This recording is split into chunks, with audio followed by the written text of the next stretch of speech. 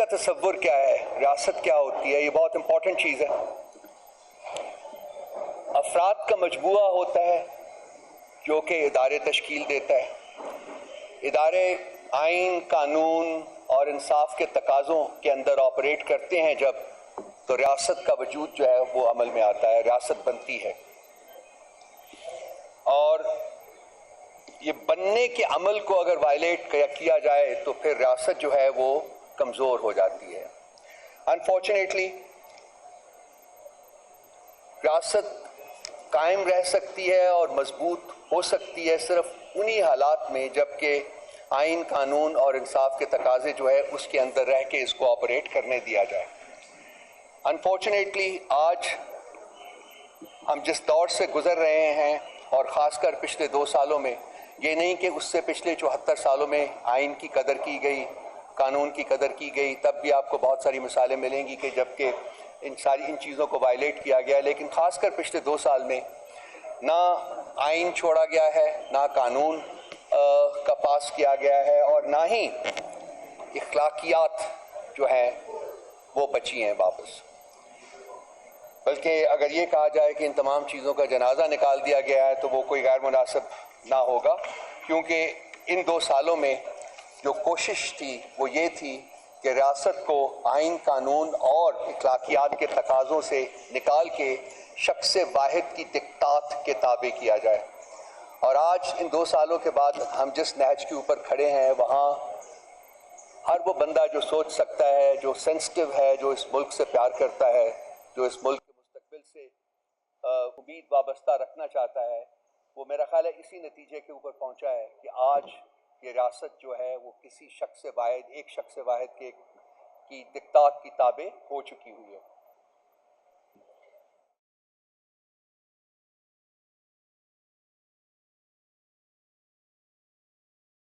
اس کا جواب تو دیا تھا، لیکن 1-2 چیزیں تھیں جو کہ رہ گئی تھی۔ یہ ڈی جی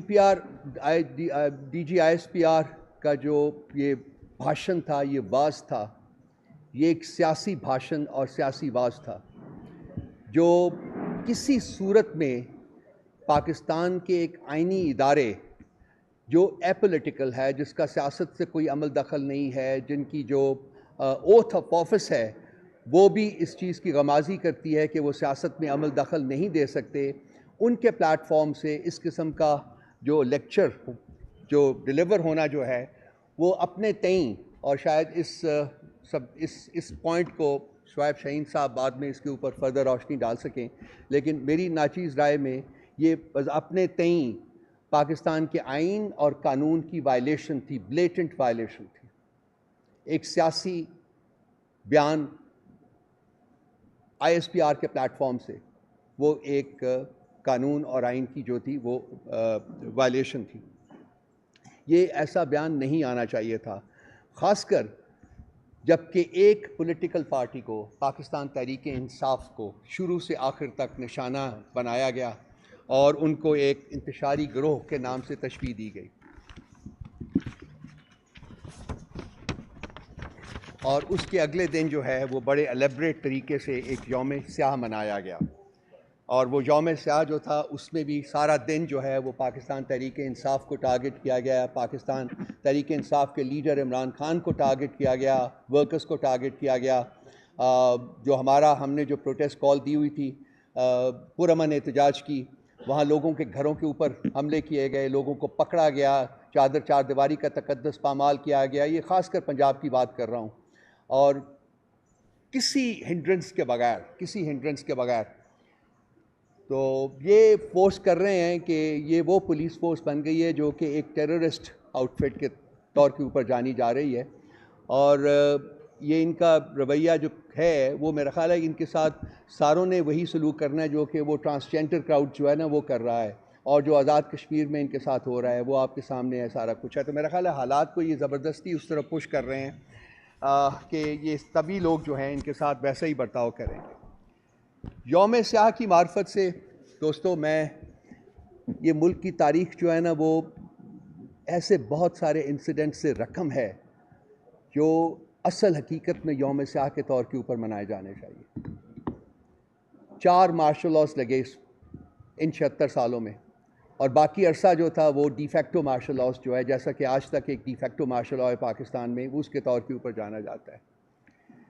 58 سے 69 تک پہلا مارشل لا لگا، 69 سے 71 تک دوسرا مارشل لا لگا، اور اسی عرصے میں پاکستان 2 لخت ہوا۔ کیا کسی ملک کی تاریخ میں ملک کے 2 لخت ہونے سے زیادہ سیاہ رات ہو سکتی ہے کوئی؟ ہم سے معافی مانگنے والوں نے کبھی قوم سے اس کے بارے میں معافی مانگی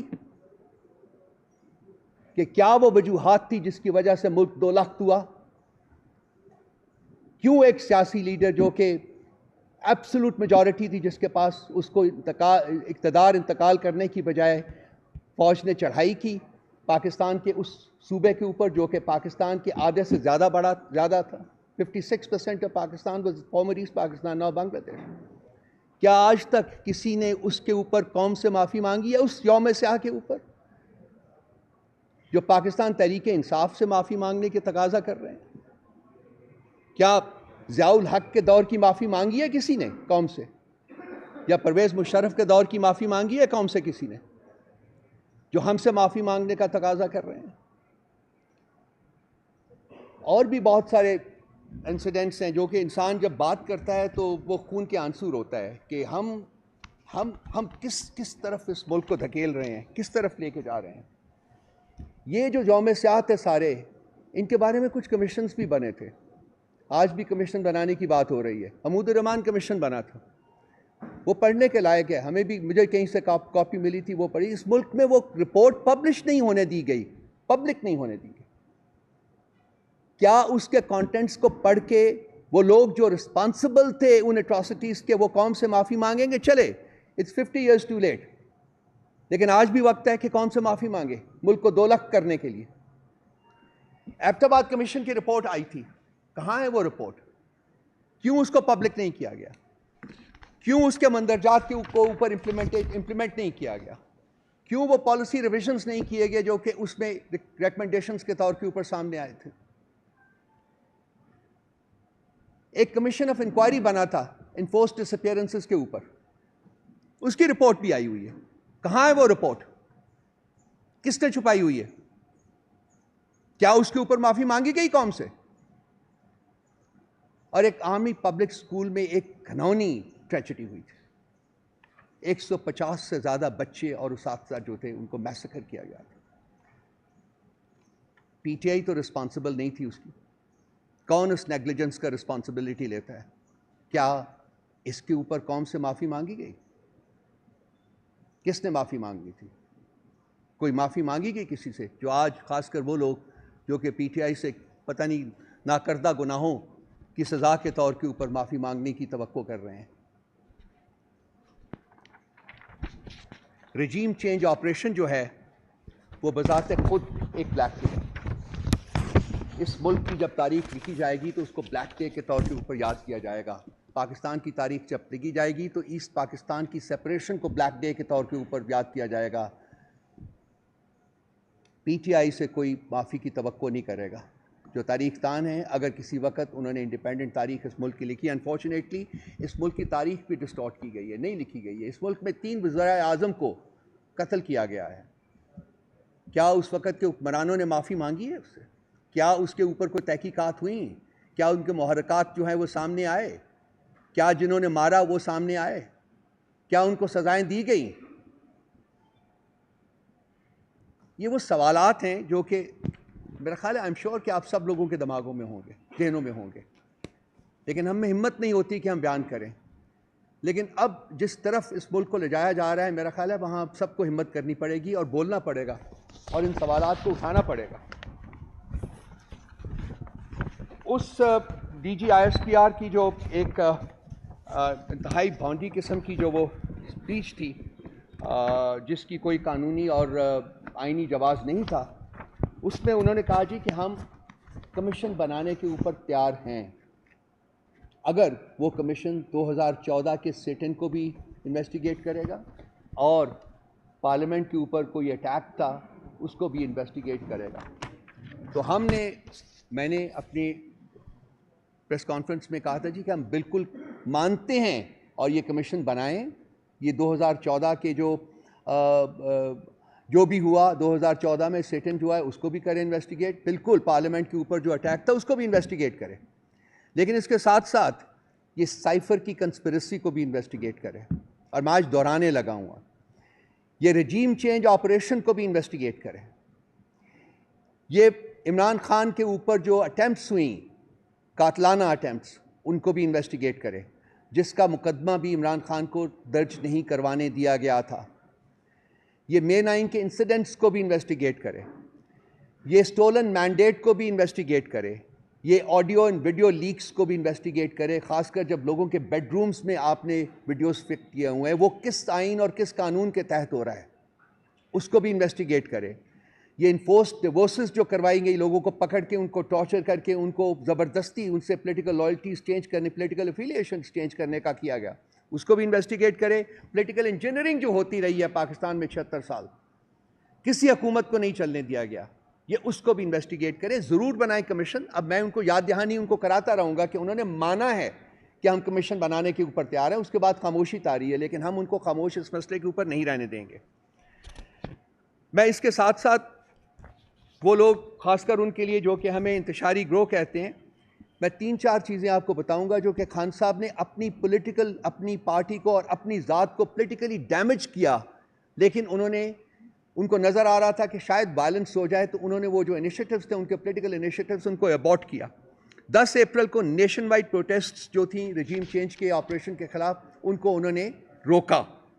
24 مئی کو حقیقی آزادی کا لانگ مارچ تھا, اس کو بھی انہوں نے 26 مارچ کو انہوں نے ابورٹ کیا, کیونکہ ان کو بتایا گیا تھا کہ اسلام آباد پہنچنے کے اوپر وائلنس ہو سکتا ہے. جب خان صاحب کے اوپر اسیسینیشن اٹیمپٹ ہوئی تو اس وقت بھی وائلنس کی پاسبلٹی تھی, لیکن خان صاحب نے ان کو روکا کہ نہیں, کچھ نہیں کرنا.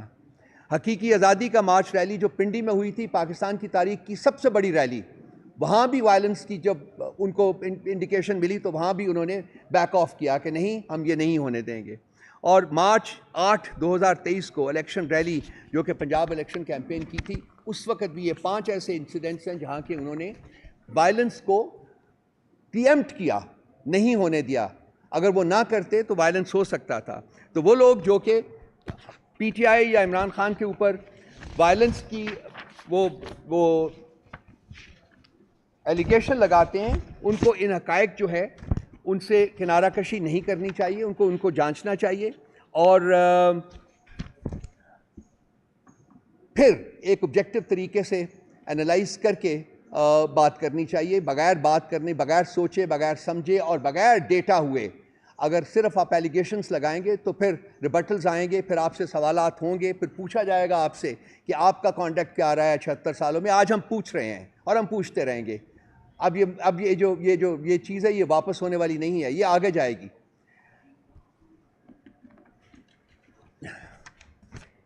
پاکستان, اگر آپ ان ساری چیزوں کو اکٹھا کریں, یکجا کریں, تو میری ایک ادنیٰ رائے میں پاکستان اس وقت ایک حالت جنگ میں ہے. اور یہ جنگ جو ہے وہ کسی بیرونی طاقت نے پاکستان کے اوپر مسلط نہیں کی, بلکہ یہ جو آپ کے انٹرنل فیکٹرز ہیں, انٹرنل جو موٹیویشنز ہیں, وہ ان کی وجہ سے آج پاکستان کو ایک حالت جنگ میں دھکیلا گیا ہے.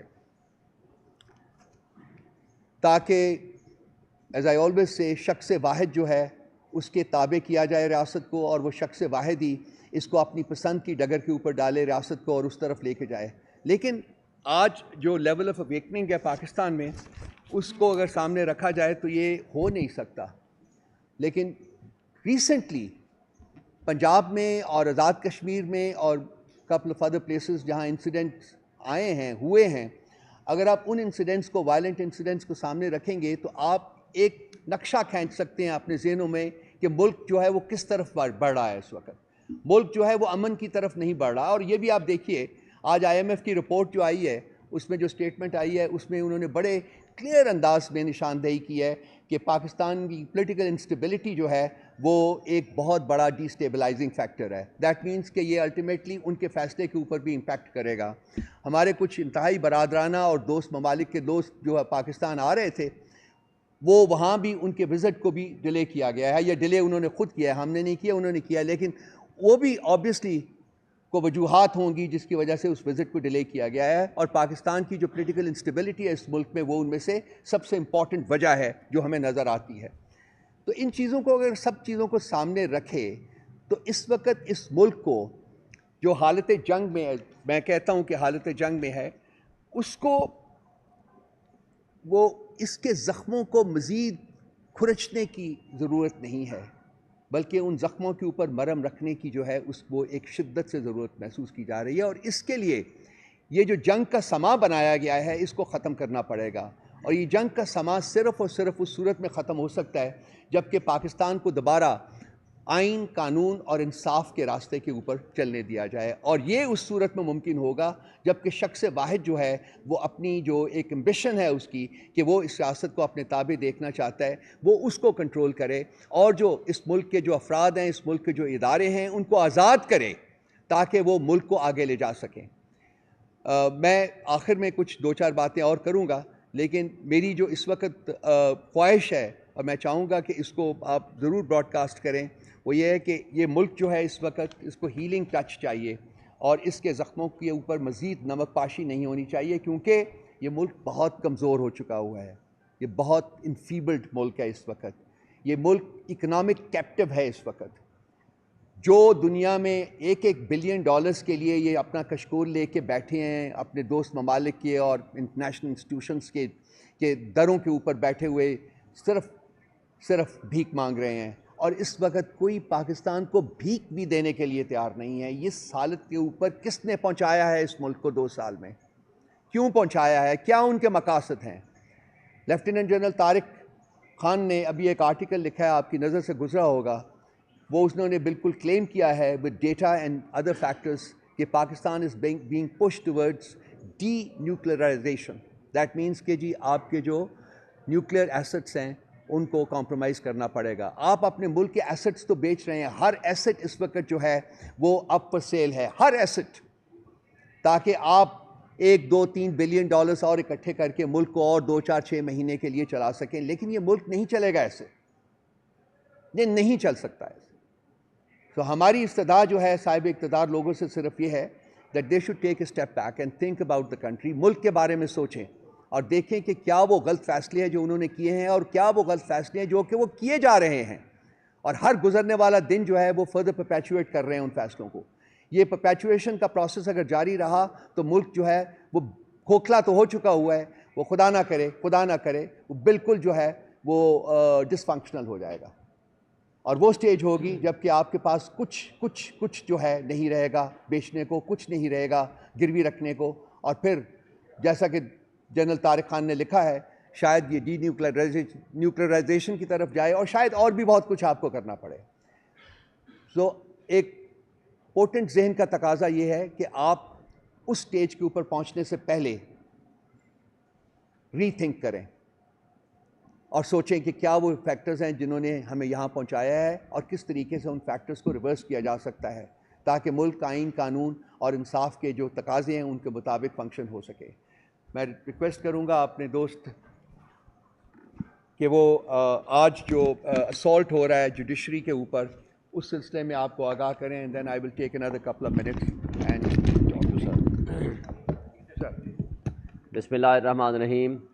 رؤوف صاحب نے بہت اچھے طریقے سے پورا سیاسی جو منظرنامہ ہے آج تک کا اس کا احاطہ کیا اور آپ کو رائز کیا۔ آج جو سب سے زیادہ زیر بحث ہے وہ ہے D G I S P R کی سٹیٹمنٹ۔ اس کا بہترین طریقے سے میں سمجھتا ہوں، عمران خان صاحب کے ساتھ جب میری ملاقات ہوئی ویری نیکسٹ ڈے انہوں نے رؤوف صاحب کی بڑی تعریف کی، انہوں نے بڑے بہترین طریقے سے اس کا جواب آپ کو دے دیا تھا۔ لیکن بات یہ ہے کہ مجھے یہ بتائیں، یہ ہماری فوج ہے، عمران خان کی فیملی، بلکہ انہوں نے مجھے خود کہا میکسیمم یا فوج میں ہیں یا بیوروکریسی میں ہیں، ہم ان سے محبت کرتے ہیں، وہ ہمارے ملک کی خاطر جانیں دیتے ہیں، مگر سوال یہ پیدا ہوتا ہے کہ پالیسی کون بناتا ہے اور وہ فیصلے ریورس کون کرتا ہے؟ ملک کی عوام کے خلاف فیصلے وہ ایک شخص کرتا ہے، اور نہ وہ ریفرینڈم کے ذریعے اقتدار میں آیا ہے یا پاور میں آیا ہے، نہ وہ الیکشن کے ذریعے آیا ہے۔ اگر شخص واحد نے اس ملک کو جنگل بنا دینا ہے اور جنگل کا قانون نافذ کر دینا ہے اور آئین کی پامالی کرنی ہے، اور وہ D G I S P R صاحب اٹھ کے وہ سٹیٹمنٹس دیں گے جو سیاسی ہوگی، تو سیاست میں مداخلت یہ آئین کی خلاف ورزی صرف نہیں، یہ آئین شکنی کے مترادف ہے، اور آئین شکن کی سزا آپ کے سامنے ہے۔ یہ الگ بات ہے کہ پرویز مشرف کے خلاف فیصلہ آنے کے باوجود، اس کے خلاف اپیل ڈسمس ہونے کے باوجود، آج اگر جسٹس سیٹھ وقار کو دیکھا جائے تو اس کی سٹیٹمنٹ آج بھی فیلڈ میں ہے، جس نے کہا تھا کہ ان کی قبر سے بھی ان کو نکال کے ایک سمبولک سزا پھانسی کی دی جائے تاکہ آئندہ کے لیے ماشاء اللہ کے راستے بند ہو جائیں، کیونکہ یہی آئین کا تقاضا ہے اور یہی ملک کے قانون کا تقاضا ہے۔ دیکھیں، کسی بھی تہذیب یافتہ ملک اور جمہوری ملک میں پرامن عوامی انقلاب کا طریقہ صرف یہ ہوتا ہے، وہ ہے ووٹ کی پرچی۔ ووٹ کی پرچی آپ نے دیکھ لی 8 فروری کو پبلک نکلی، یہ الگ بات ہے، رؤوف صاحب نے آپ کو بتا دیا، نامینیشن فارم چھینے گئے، ہمارے 90% جو ٹاپ لیڈرشپ تھی ان سب کے کاغذات نامزدگی ریجیکٹ ہوئے، بشمول میرے، آپ گواہ ہیں۔ میں آپ میڈیا کے دوستوں کو ساتھ لے کر گیا ان کرپٹ بیوروکریٹس کے پاس جو ریٹرننگ آفیسرز بنائے گئے تھے چیف جسٹس آف پاکستان نے، جن کے خلاف ہم نے پٹیشن فائل کی تو ہمارے ہی خلاف الٹا کانٹمپٹ پروسیڈنگ شروع کر دی گئی۔ میں آپ کے میڈیا کے دوستوں کو لے کر گیا، لاسٹ ڈے تھا، میں نے کہا جی تینوں حلقے اسلام آباد کے 46، 47، 48 میں نے کاغذات جمع کرائے تھے، میں نے کہا کوئی آبجیکشن ہے تو مجھے بتا دیں، میں اس کو فلفل کروں۔ تینوں 47، 46، 48 کے ریٹرننگ آفیسر نے کہا کہ آپ وہ آدمی ہیں جس کے خلاف کوئی آبجیکشن نہیں ہے، اور آپ گواہ ہو اس بات کے رات 12 بجے کس طریقے سے میرے کاغذات بھی ریجیکٹ کر دیے گئے۔ لیکن اس بات کو ہم آگے چلتے ہیں، بلے کا نشان چھین لیا، اور نہ صرف بلے کا نشان چھینا، اس کے ساتھ میرے سمیت ہمارے ورکرز کے خلاف ایف آئی آریں کٹیں۔ یہ میری کانسٹیٹوئنسی ہے جہاں ہم بیٹھے ہوئے ہیں، آپ کے تقریباً 100% میڈیا ہاؤسز وہ ہیں جو میری کانسٹیٹوئنسی میں آتے ہیں، اور یہ ریڈ زون کا سارا ایریا اور 70% دیہات بھی۔ میں دعوے سے کہتا ہوں، آپ بتا دیں، آپ سارے دوست گواہ ہو اس بات کے، کون سے پولنگ اسٹیشن میں گئے اور جہاں سے میں ہارا ہوں، یا وہ کٹ پتلی جیتا ہو، لیکن ہم ہار گئے، ہرایا گیا ہمیں، ہم تو جیت گئے۔ اور اسی طرح تینوں حلقے اسلام آباد کے اور باقی جو کچھ بھی ہوا۔ کسی تہذیب یافتہ جمہوری ملک میں عوامی انقلاب ووٹ کی پرچی کے ذریعے ہوا کرتا ہے، اور وہ ہو گیا۔ لیکن D G I S P R صاحب کہتے ہیں آپ کو تو 7% ووٹ ملے، پتہ نہیں کیلکولیشن کیسے کرتے ہیں۔ اگر یہ آپ کے میتھمیٹکس کا حل ہے، اگر یہ آپ کی انٹیلیجنس رپورٹس ہیں جس کے آپ سربراہی کرتے ہیں، تو میرا خیال ہے کہ یہ انٹیلیجنس ایجنسیز کو بند کر دیں، اس کی جگہ پہ رؤوف حسن صاحب یا جو آپ دوست بیٹھے ہوئے ہیں ان کی ٹیم بنا دیں، آپ کو پراپر زیادہ بہتر انٹیلیجنس دے دیں گے۔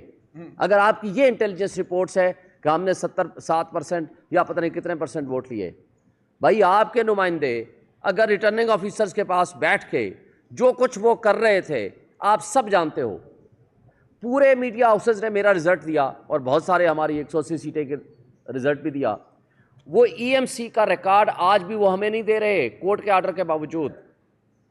وہاں سے جو رزلٹ جاتا تھا پریزائڈنگ آفیسرز کا، الیکشن کمیشن میڈیا ہاؤسز میں دے رہا تھا، وہاں سے ہم جیت رہے تھے۔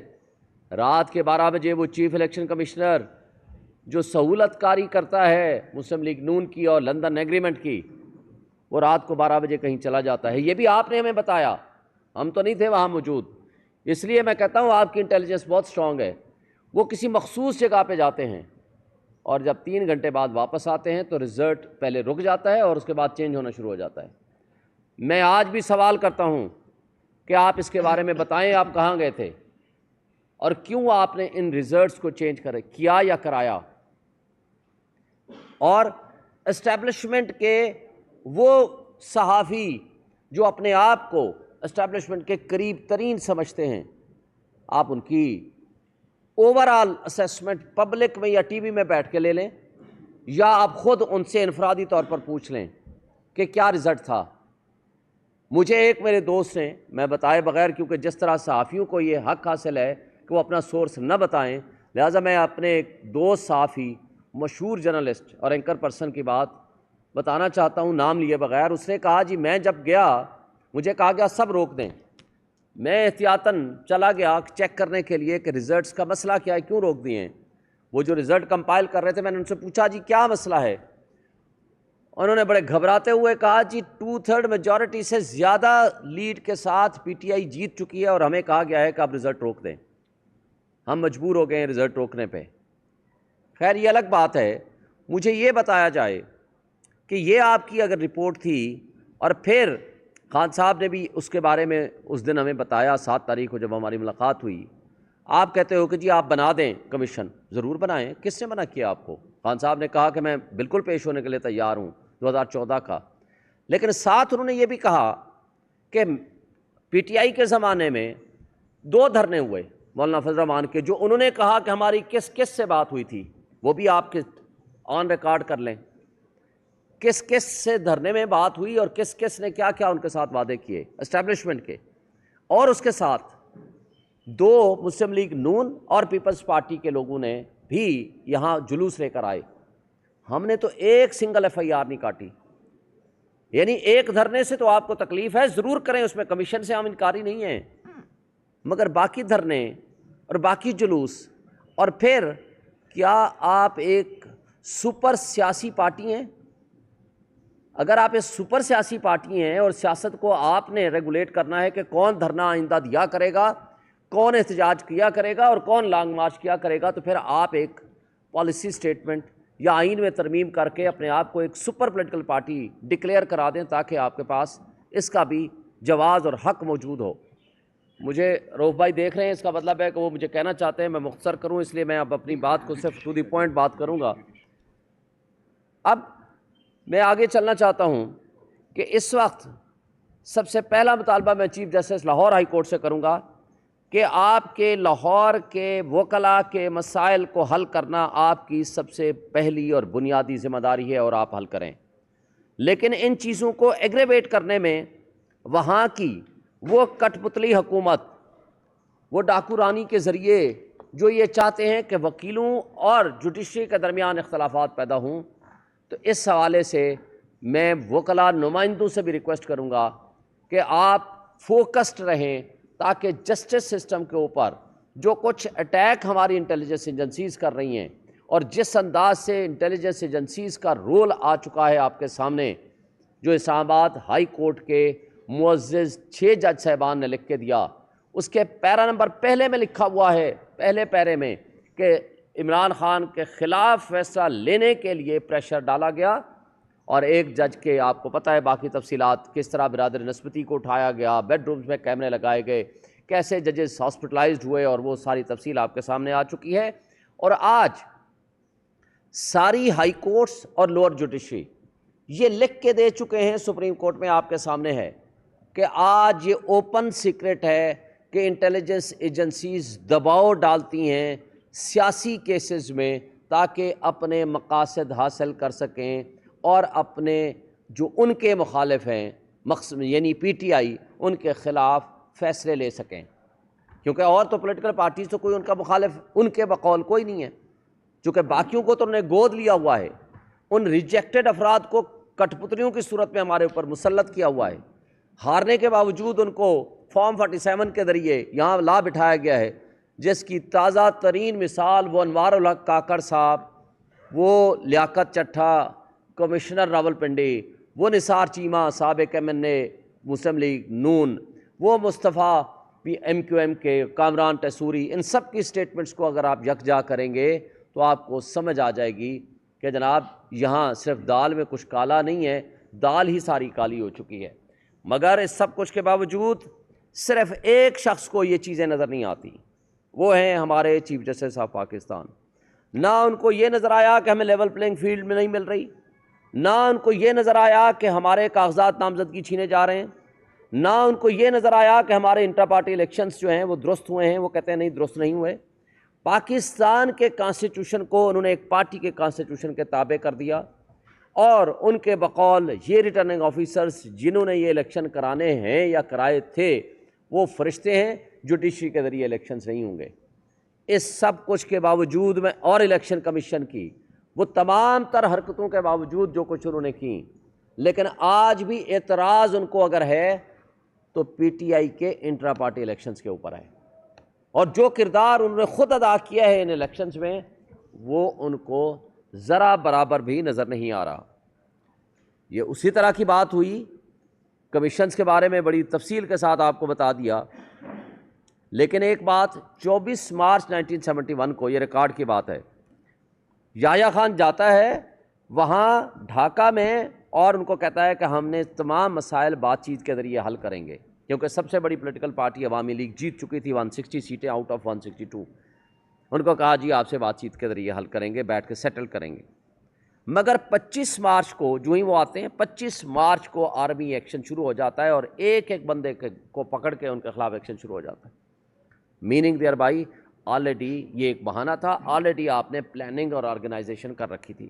جب ہم 9 مئی کی بات کرتے ہیں ہم یہی کہتے ہیں کہ آپ نے صبح سویرے آپ نے دیکھا کہ عمران خان جب صبح اٹھتا ہے وہ اپنے اسلام آباد کی طرف آتے ہوئے، جس میں بیل اس نے اپلائی کر رکھی تھی اور جس میں تھم امپریشن کے پروسیس میں تھے اور عدالت کی تحویل میں تھے، وہ صبح نکلتے وقت کہتے ہیں کہ اگر کسی نے گرفتار کرنا ہے تو میں بغیر ریزسٹنس کے گرفتاری دوں گا، مجھے صرف وارنٹ آف ارسٹ دکھا دینا ہے۔ مگر کیا ہوتا ہے، ان کو اٹھایا جاتا ہے، CCTV فوٹیجز وہ سارے چوری کیے جاتے ہیں اور آج تک اسلام آباد ہائی کورٹ کو نہیں ملے، اور اس کے بعد جو کچھ بھی ہوگا۔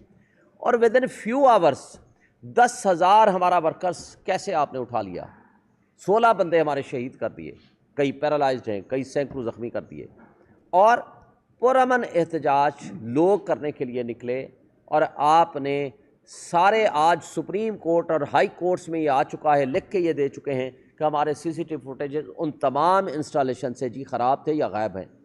بھئی کس نے غائب کیے ہیں؟ اسلام آباد ہائی کورٹ سے لے کر آپ کے کور کمانڈر ہاؤس تک، اور پھر اس کے بارے میں کوئی کچھ نہیں کہتا۔ وہ یہ کہتے ہیں، خود کہتے ہیں کہ 2 بجے سے لے کر رات کے 8 بجے تک، یہ 1:30 بجے سے بلکہ جلوس نکلتا ہے، جی جا رہا ہے 150-200 بندہ، لیکن کوئی ایک نہ پولیس والا، نہ ان کی اپنی ارینجمنٹ سیکیورٹی، نہ کوئی راستے میں کوئی ان کو روکتا ہے۔ اور وہاں یہ خود بتاتے ہیں کہ جناب کہا جا رہا ہے کہ باہر اندر نہ جائیں، لیکن کیسے ہوا، کیا ہوا، وہ CCTV فوٹیجز غائب کر دی گئی، اور اس کی بہت ساری تفصیلات آپ کے سامنے بھی آ چکی ہیں۔ مگر آپ نے دیکھا کہ پرسوں ہم لوگ 500 کے قریب، اس سے بھی بلکہ زیادہ لوگ تھے، بھئی کئی لوگ گاڑیوں سے نہیں نکلے تھے، ہم ابھی باہر ہی نکلتے ہیں تو ہمارے اوپر لاٹھی چارج ہو جاتا ہے، اور ودن 10 منٹس اور ہمیں ڈسپرس کیا جاتا ہے۔ لیکن 150-200 افراد، ان سے 8 گھنٹے میں نہیں ہو سکا کچھ بھی۔ کیا اس آئی جی کو، چلے میں کہتا ہوں وہ ملا ہوا تھا یا نہیں ملا ہوا تھا، کیا آئی جی اسی آئی جی ہے نا جو ڈاکٹر عثمان ابھی بیٹھا ہوا ہے، جو تمغہ لیتے ہیں دیتے ہیں، اس کے خلاف نیگلیجنس کا بھی مقدمہ بنا؟ اور اگر نہیں بنا تو یہ بتا دیں کہ آئی جی کہتا ہے کہ مراد راس، اور بہت سارے نام دیتا ہے، 27 کالیں تھیں، سب سے بڑا مجرم ہے، صرف ایک پریس کانفرنس اس کی قیمت ہے، اور وہ ہے آپ ایکوٹل ہو جائے گی، آپ بری و ذمہ ہو جائیں گے، ایک پریس کانفرنس کر دیں۔ اسی طرح اندریب عباس اور خدیجہ شاہ ایک گاڑی میں جا رہے ہیں احتجاج کے لیے، لیکن وہ 8 مہینے بعد اس کی ضمانت ہوتی ہے، اور آج تک ہماری باقی خواتین ساری کی ساری جیلوں میں پڑی ہیں، لیکن وہ ایک دن کے لیے جیل نہیں گئی، کیوں کہ پریس کانفرنس ہو گئی۔ اگر یہ فالس فلیگ آپریشن نہیں تھا، یہ واقعی سچا واقعہ آپ بتاتے ہیں جس کی جوڈیشل انکوائری بھی آپ نہیں کراتے، مگر مجھے بتائیں کہ پھر آدھے لوگ تو وہ ایک پریس کانفرنس کے ذریعے فارغ ہو جاتے ہیں، اور جو عمران خان کے ساتھ وفا کرتے ہیں وہ آپ کے لیے سب سے آخر میں، اور ابھی تک وہ پابند سلاسل بھی ہیں اور جیلوں میں بھی سڑیں گے۔ اور دوسری طرف کہا جاتا ہے کہ جناب ملٹری ٹرائل ہی اس کا حل ہے۔ کیا کہتے ہیں؟ 3 چیزیں ذہن میں رکھ لیں، دنیا کا کوئی قانون اور آئین آپ کو یہ نہیں بتائے گا کہ آپ اس کے مدعی بھی ہیں، آپ کہتے ہو ہمارے اوپر اٹیک ہوا، نمبر 2 آپ کہتے ہو ہم گواہ بھی ہیں، irrefutable ہمارے پاس ایویڈنس ہے، ناقابل تردید شواہد، نمبر 3 ہم ملٹری ٹرائل کے ذریعے سزا بھی دیں گے، منصف بھی خود ہیں۔ تو بھائی دنیا میں کوئی اصول نہیں ہوتا، قانون نہیں ہوتا کہ خود مدعی خود گواہ خود آپ منصف بن جائیں۔ اس طریقے سے سپریم کورٹ سے گزارش ہے فوری طور پر ان کا فیصلہ کریں، لوگوں کو ان کے حقوق دیں، اور اس طرح کا جو ظلم ہو رہا ہے ایک جنگل کے بادشاہ کے ذریعے، وائس رائے اور اپنے کٹ پتلیوں کے ذریعے اس ملک میں جس طرح آئین اور قانون کی پامالی ہو رہی ہے اس کو ختم کیا جائے۔ اور میں آخر میں یہ کہوں گا کہ پاکستان بزنس کمیونٹی نے یہ آپ کو کہا ہے کہ جناب پاکستان میں تو انویسٹمنٹ تب آئے گی جب آپ پاکستان کے انویسٹرز کو بھی جو پیسہ یہاں سے لے کر باہر بھاگ رہے ہیں ان کو تو آپ اعتماد دیں۔ جب یہاں اعتماد نہیں ہوگا، اور اعتماد تب ہوگا جب قانون کی حکمرانی ہوگی، انصاف کا نظام درست ہوگا، عوام کے فیصلوں کو جو حق کے حکمرانی ہے وہ عوام کا ہے ان کو تسلیم کیا جائے گا، اور جمہوریت ایک تماشا نہیں ہوگی، جمہوریت حقیقت میں جمہور کے فیصلے کو تسلیم کرنا ہے۔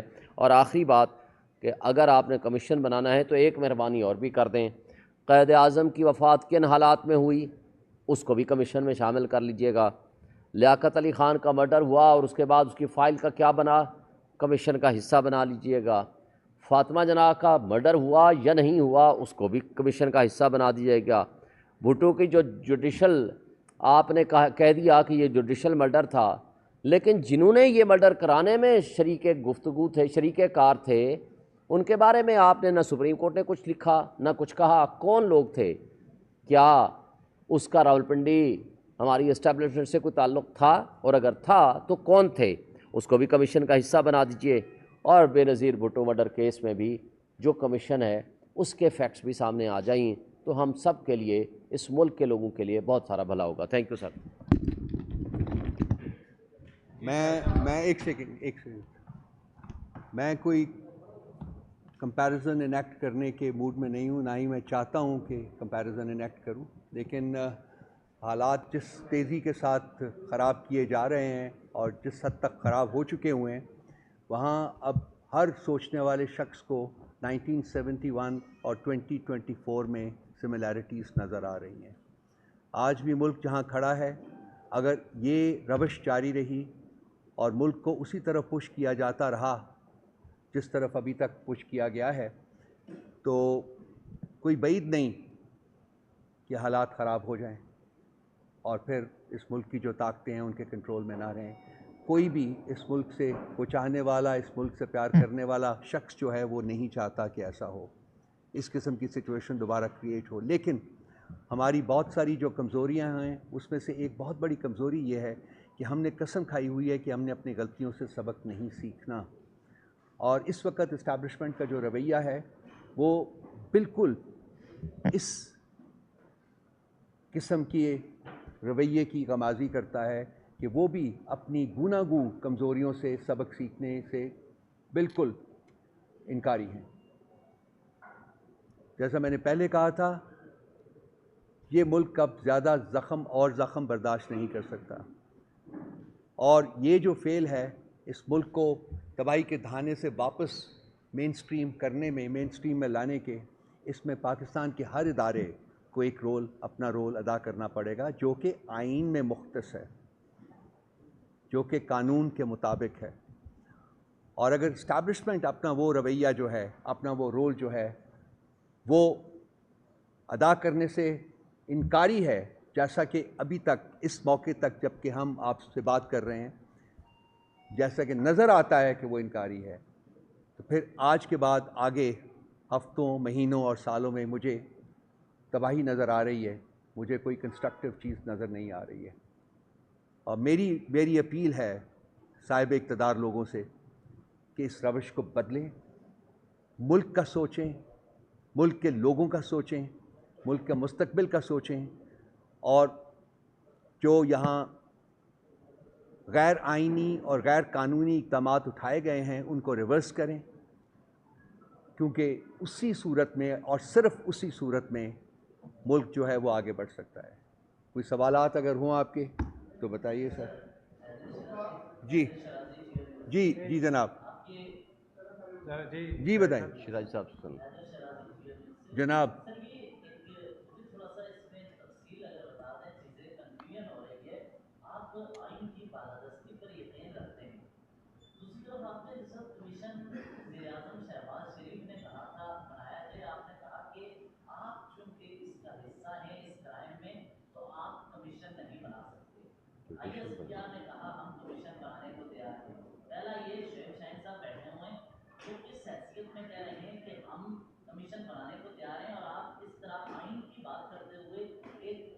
میں جواب دوں گا. دیکھیے ہم نے بڑی ہماری کنٹینشن ہے، میں شعیب صاحب سے کہوں گا کہ میرے بعد یہ بھی بات کریں کیونکہ یہ ٹیکنیکلی آپ کو ایکسپلین کر سکیں گے مجھ سے بہت بہتر. اس وقت وہ تین پولیٹیکل پارٹیز جو کہ حکومت کی کنسٹیٹوئنٹس ہیں، وہ جو 8 فروری کا الیکشن فراڈ تھا اس کی ڈائریکٹ بینیفیشریز ہیں. کنسیکوینٹلی خان صاحب نے یہ فیصلہ کیا ہوا ہے کہ ان کے ساتھ ہم انگیج نہیں کریں گے. ان اینی کیس ان کے پاس کوئی طاقت نہیں ہے، وہ کوئی فیصلہ نہیں کر سکتے. وہ فیصلہ اگر انہوں نے کوئی فیصلہ کرنا ہوتا ہے تو وہ ایک ڈال کے ہاتھ جوڑ کے وہ جاتے ہیں صاحب اقتدار لوگوں کے پاس، اور اقتدار آپ کو پتہ ہے کہ کہاں ہے. اس لیے ہم نے کہا جی کہ ہم چونکہ جینوئنلی انٹرسٹڈ ہیں کہ اس ملک کو آگے لے کے چلیں، اس کے مسائل حل کریں، تو ہم نے کہا ہے کہ انگیج کرنا ہے تو ان سے کرنا ہے. جہاں تک کمیشن بنانے کا ان کا سوال ہے، ہم نے نہیں ان سے کہا کہ آپ کمیشن بنائیں، یہ انہوں نے کہا ہے. اگر ان کے پاس کوئی ایسی آئینی اور قانونی طاقت ہے کہ وہ کمیشن بنا سکتے ہیں تو 100 بسم اللہ بنائیے. جی دیکھیں سر، اس کا حل بڑا مختصر ہے، جوڈیشل کمیشن. جب جوڈیشل کمیشن کی ہم بات کرتے ہیں، ہمارا تھرو آؤٹ مطالبہ جوڈیشل کمیشن کا ہے. جوڈیشل کمیشن کا طریقہ کار یہ ہے کہ جوڈیشل کمیشن یعنی چیف جسٹس آف پاکستان، جس کے اوپر ہمیں بھروسہ نہیں ہے کہ ہمارے اوپر ہمیں ان کے اوپر اعتماد نہیں ہے کہ وہ ہمارے ساتھ انصاف کریں گے، اور ادروائز بھی سپریم کورٹ کے 5 ممبر بینچ فیصلہ دے چکا ہے کہ عمران خان اور ان کے جو بھی مقدمات ہیں ان کو وہ نہیں سنیں گے. باقی ججز پہ مشتمل کوئی بھی جوڈیشل کمیشن بنا دیں. ہم نے ہمیشہ مطالبہ جوڈیشل کمیشن کا کیا ہے. ہم ان کٹ پتلیوں کو کہیں کہ کوئی بھی اپنا بندہ بٹھائیں، اس کو کمیشن کا نام دے دیں، ان کی حیثیت کیا ہے؟ اور ویسے بھی یہ ریجیکٹڈ لوگ ہیں. دوسری بات، جیسے روف بھائی نے یہ بڑی تفصیل کے ساتھ آپ کو بتا دیا، یہ ہم نے ان کو نہیں کہا تھا D G I S P R صاحب آپ آ کر کمیشن بنائیں. ہم نے ان کو کب کہا؟ انہوں نے آ کر کہا کہ جی ہم کمیشن بنائیں گے. بھئی آپ کس کیپیسٹی میں کمیشن بنائیں گے؟ آپ کو اتنا اختیار ہے، آپ ایک ایگزیکٹو اتھارٹی کی ایک برانچ ہیں. آپ ایک برانچ کے طور پر آپ سپر مین کا رول ادا نہ کریں. آپ سپرا کانسٹیٹیوشنل جو پاورز اپنی ایکسرسائز کرنے کی کوشش کرتے ہیں، that is wrong, illegal and in lawful and in constitutional ہے. ہم ان کو نہیں مانتے، لیکن وہ یہ کہتے ہیں کہ ہم بنائیں گے. تو اس کا مطلب یہ ہے کہ آپ، اس کا مطلب ہے کہ ان کٹ پتلیوں کی بہاف پہ وہ پاورز ایکسرسائز کرتے ہیں، اور یہ سمجھتے ہیں کہ ان کٹ پتلیوں کو تو چونکہ ہم لائے ہوئے ہیں، یہ تو ہمارے غلام ہیں، تو لہٰذا ہم ہی ان کی پاور ایکسرسائز کریں گے. شاید یہ آپ انفرنس ڈرا کرتے ہیں. اس لیے ہم ان کی جو غیر آئینی کوئی بھی اقدام ہے اس پہ ہم تنقید اس لیے کرتے ہیں کہ آپ آئین اور قانون کے مطابق چلیں. جناب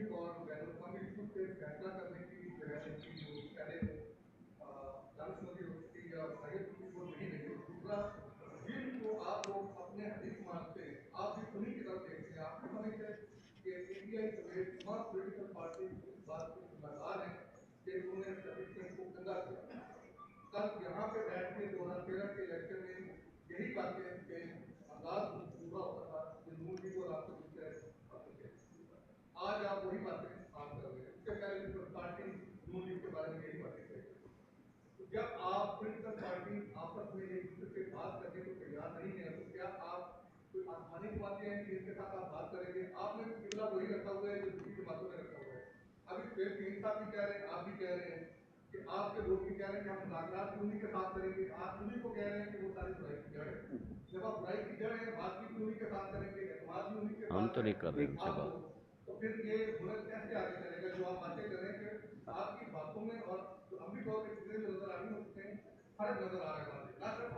میں آپ کو دیکھیے I disagree with your contention. دیکھیے سب سے پہلے بات یہ ہے کہ آپ پی ٹی آئی کا جو سیاسی سفر ہے اس کو باقی پولیٹیکل پارٹیز کے سیاسی سفر سے کمپیئر نہیں کر سکتے. ہمارے پیچھے 28 سال کی سیاسی جدوجہد ہے. ہم نے کسی ملٹری نرسری میں پرورش نہیں پائی، نہ ان کا وہ پودا، ہمارا جو پودا ہے وہ کسی جنرل نے لگایا تھا اور اس کو پانی دیا تھا. جیسا کہ پیپلز پارٹی اور پی ایم ایل این کے جو خاص کر پی ایم ایل این جو ہیں یہ ملٹری کی نرسری میں. نمبر 1. نمبر 2 بات یہ ہے، ہم کسی کو، ہم جب اسٹیبلشمنٹ کے ساتھ بات چیت کی بات کرتے ہیں تو وہ ہم ان سے کوئی مدد مانگنے نہیں جا رہے.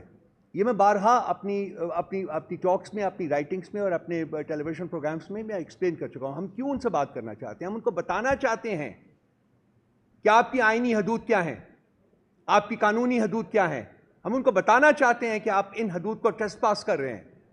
ہم ان کو بتانا چاہتے ہیں کہ یہ ضروری ہے آپ کے لیے کہ آپ بیک آؤٹ کریں اور سیاسی معاملات سیاسی جماعتوں پہ چھوڑیے. ہم ان سے کوئی بھیک مانگنے نہیں جا رہے, ہم ان سے کچھ نہیں مانگنے جاتے. سو آپ کمپیریزن انیکٹ کرتے ہیں بڑی جلدی میں, وہ انفارچونیٹلی وہ اس کا کوئی فاؤنڈیشن نہیں ہے, کوئی بیسس نہیں ہے. اور ہماری جو جد و جہد ہے وہ قانون اور آئین کی اوپر اس بیسڈ ہے. ہم نے کبھی ہم آپ 2018 کے الیکشنز کی بات کرتے ہیں, ہمارے 35 سیٹیں چرائی گئیں. کیوں؟ اسٹیبلشمنٹ نے چرائیں. کیوں؟ تاکہ ایک کمزور حکومت بنے. اس کا بھی میں بارہا ذکر کر چکا ہوں. ہم سے غلطی, ایک سیکنڈ بات کرنے دے, ایک بات کرنے دے. آپ کمپیریزن نہ انیکٹ کریں ہمارا اور باقی پولیٹیکل پارٹیز کا. ہماری ایک بڑی 28 سال پر محیط سیاسی جد و جہد ہے. آج بھی آپ کا خیال ہے کہ 9 مہینے سے عمران خان صاحب جو ہے وہ جیل میں ہے, کیا ہم ڈیل نہیں کر سکتے تھے؟ کیا ہمیں آفرز نہیں ہوئی؟ کیا آج بھی ہمیں آفرز نہیں ہو رہی ہیں بھائی؟ اگر عمران خان صاحب چاہتے تو 5 دن 10 دن 12 دن میں باہر آ جاتے. وہ شخص کہتا ہے میں 9 مہینے تو کیا, میں 9 سال بھی یہاں ٹھہروں گا, ڈیل نہیں کروں گا. تو آپ پھر بھی کمپیریزن انیکٹ کرتے ہیں جس کی کوئی بیسس ہی نہیں ہے. آئی تھنک ہم لوگوں کو چاہیے کہ ایک پولیٹیکل پارٹی جو ایک سیاسی جد و جہد انیشیٹ کیا ہوئی ہے اور اس پر قائم ہے, کم از کم اس کے لیے 2 تعریفی کلمات ہی بیان کر دے, رادر دین کہ جی ان کو ان چوروں اور ڈاکوؤں کے ساتھ آپ کمپیئر کر رہے ہیں جن کا کوئی سیاسی بیسس ہی نہیں ہے, جو فیملی فیفٹمز ہیں, خاندانی جماعتیں ہیں, باپ سے بیٹی, باپ سے دوسرا بیٹا, بھائی سے بھائی, بھائی سے بہن. آج پی ٹی آئی کی جو شیپ ہے, جو چیئرمین ہے, جو سیکرٹری جنرل ہے, کیا وہ خاندان, کیا وہ عمران خان صاحب کے خاندانی دوست خاندان سے ہیں؟ کیوں نہیں ان کو توفیق ہوئی پی ایم ایل این کو اور پیپلز پارٹی کو یہ خاندان سے نکل کے کسی کو اپوائنٹ کریں سینئر پوزیشن کے اوپر؟ آپ کو یہ چیزیں نہیں نظر آتی ہیں؟ کیا یہ چیزیں امپورٹنٹ نہیں ہے کہ آپ پی ٹی آئی کو علیحدہ رکھیں ان جماعتوں سے, ان کے ساتھ کمپیئر نہ کریں؟ نیکسٹ جی.